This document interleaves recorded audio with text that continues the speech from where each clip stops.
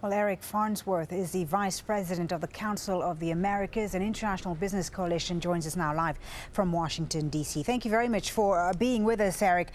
We pretty much know what Calderón is going to be saying in the State of the Nation speech because he's already delivered the report to Congress. He says that he's leaving Mexico with a foundation for true and lasting security. But nearly 50,000 have died during his war on drugs. Do Mexicans see this as a success as he does?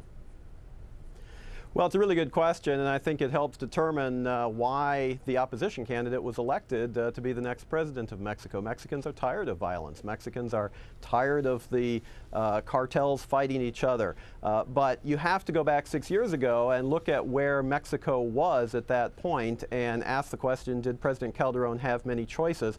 And I think the answer to that is really no. Mexico was losing its country. Mexico was losing its economy to illegal acts and to cartels, which were literally running parts of the country, and so he had to put the rest of his agenda on hold and really begin to address the most prominent threat that faced him at that time. 6 years later, there are multiple tens of thousands of deaths. Most of those have been caused by cartel-on-cartel violence. That doesn't excuse them or make it any easier, but it has been a long road. It's going to continue to be a long road, and I think President Calderón is simply saying he started it, and the next president has to continue it. And what is also interesting, Eric, in all this is that Mexico under Calderón has actually experienced steady economic growth during, the global recession.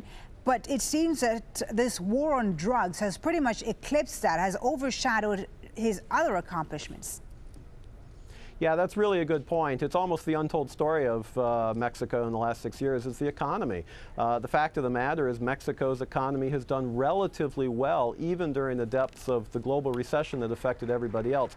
In part, that's because of geographic proximity to the United States, but it's also been due to very sound economic management from the government of Mexico, the central bank, and rather orthodox policies. And in fact, I believe President Calderón is bequeathing a healthy economy to his successor, and that's really the untold story of the last sexenio, the last 6 years.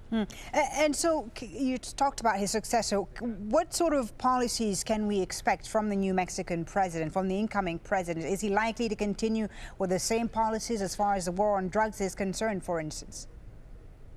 Well, he says he is, with some changes. Again, even President Calderón says that the drug war hasn't been, or the war against drugs hasn't been perfect. So Enrique Peña Nieto has said that he will continue it, but with some changes, more focus on social programs, for example. He won't get into office until December, so we can't say definitively what he will do. But other things that he has said is that he wants to reform the labor codes. He wants to reform Mexico's protectionist energy sector. He wants to do tax reform. These are some big issues facing him, and he's going to have to sequence those in order to be able to address them effectively. Eric, thank you very much for your insight. That's Eric Farnsworth, Vice President of the Council of the Americas, joining us live from Washington.